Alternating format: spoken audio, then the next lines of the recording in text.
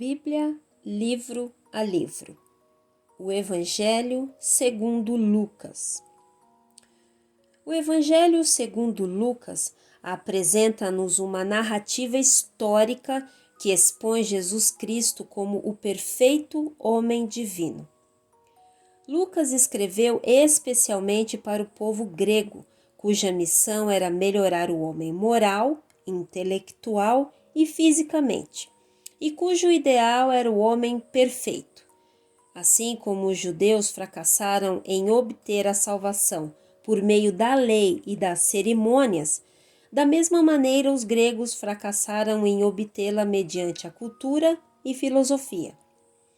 A educação era para os gregos o que a lei era para os judeus, o mestre que os levaria a Cristo.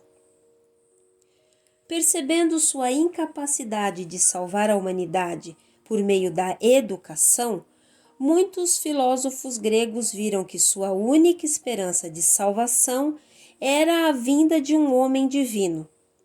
Lucas, para satisfazer a necessidade dos gregos, apresenta Jesus como o perfeito homem divino, o representante, o salvador da humanidade. O autor do Evangelho de Lucas é Lucas, um companheiro do apóstolo Paulo, como podemos ver na carta aos Colossenses, capítulo 4, verso 14, na epístola a Filemon, capítulo 24, verso 2, e em 2 Timóteo, capítulo 4, verso 11.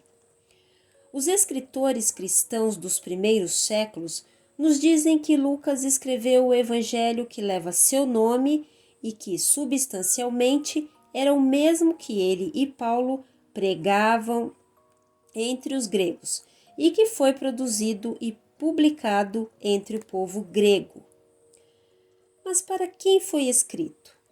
O Evangelho de Lucas é dirigido aos gregos em particular. O Dr. Gregory afirma ser ele ideal para os gregos, por vários motivos. Pelas qualificações do autor, acredita-se que Lucas foi um grego de grande instrução, como indica o seu estilo e o fato de ser ele um médico. Pelo arranjo da obra, é este evangelho a história mais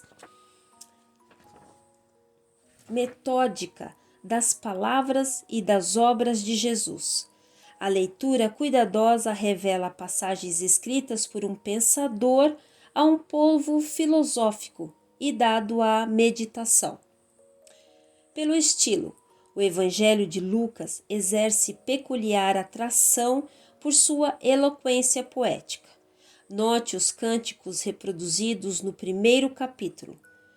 Por todo o Evangelho encontramos os discursos de Jesus em contraste direto com o Evangelho de Marcos, que acentuou as obras de Jesus em vez de as suas doutrinas.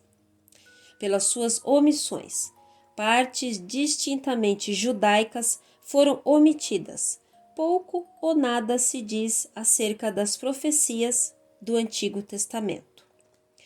Seu conteúdo se divide em 5 tópicos. Primeiro, introdução, capítulo 1, dos versos 1 a 4. Segundo, advento do homem divino, capítulo 1, dos versículos 5 ao capítulo 4, verso 13. Terceiro, o ministério de Jesus na Galileia, capítulo 4, verso 14 ao capítulo 9, verso 50. Quarto, seu ministério na Pérea, capítulo 9, verso 51 ao capítulo 19, verso 28.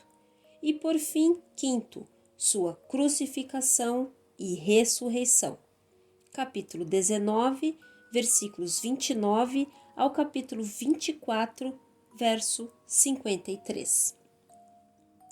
Bom, esse foi o Evangelho de Lucas e nós nos vemos no próximo livro.